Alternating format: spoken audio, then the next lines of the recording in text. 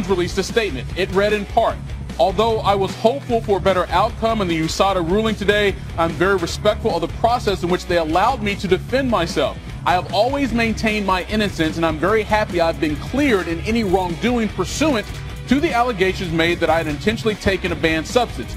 I am pleased that in USADA's investigation, they determined I was not a cheater of the sport."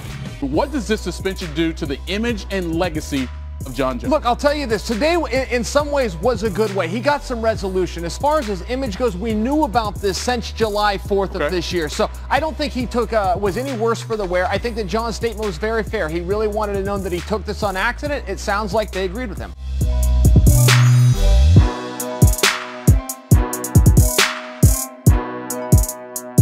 Well, here's the good news. FlowGrappling.com today announced that Jon Jones is going to be taking on Dan Henderson in a wrestling contest on December 11th. Now, the relevance there is that will keep him in the gym. That will be a byproduct, that will force him to stay disciplined, keep active, go through the process, walk out and compete. I think in the long term, that really helps. Yeah, but he's not getting punched in the face, though, and that kind of has something to do with UFC fights, right? I think that that's a fair point, but he is getting his heart rate up. He is dealing with the people. He is dealing with competition. That's as best as he can get until he can get a license.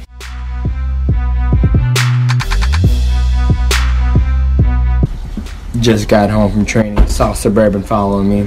Like I keep a close eye on what's following me around my neighbor. I know my fucking neighborhood. And guess who pulls up? It's USADA right behind me. It's like, hey, USADA's here. Come take your urine.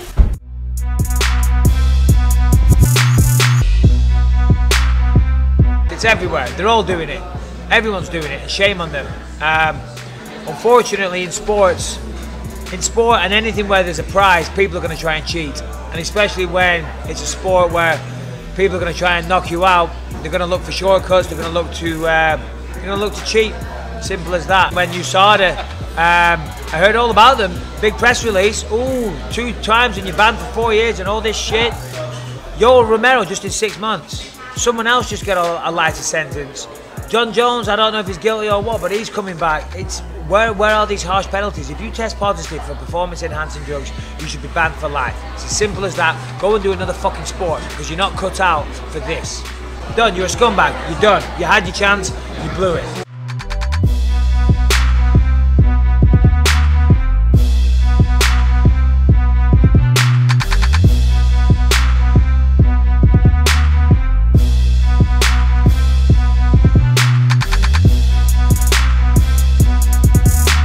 I just saw it when I looked down the division, when I looked down the lightweight division. I don't see many holes in many guys' games. I don't see a weak ground game somewhere. I don't see a weak wrestling somewhere or a weak stand-up. I see in the top 10 of the lightweight division, basically everyone is strong everywhere. So when I see a guy like this guy, who I feel he has some holes.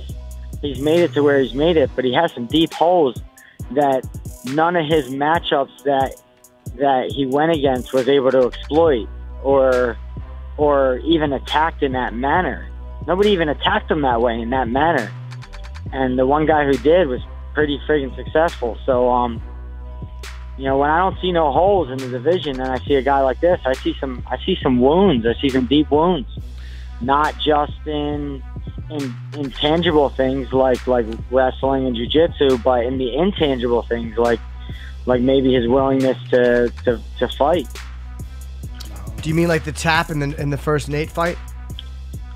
Yeah, you know, I can watch a guy fight, and I can pretty much. I've just been watching fights long enough, and I've been fighting long enough that I can see a guy inside of a cage and know if he wants it, when he wants it. Oh, this round he really wants it. This round he wants out. I can see them sort of things. That's something I have a perception for. So I take notice of things like that. This husband has come home to find his wife with another penguin. He flips out. His strategy is simple: batter the homewrecker until he flees. The love rivals call to the female to let her decide the victor. She chooses the homewrecker. The husband stands to lose the mother of his children. He follows them home. This fight isn't over yet. With the homewrecker hiding in the burrow, the only way to get to him is with a beak attack.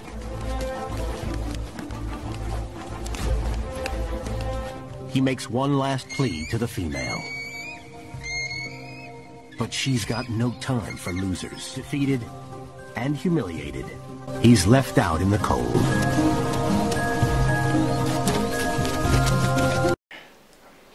That's really fucked up.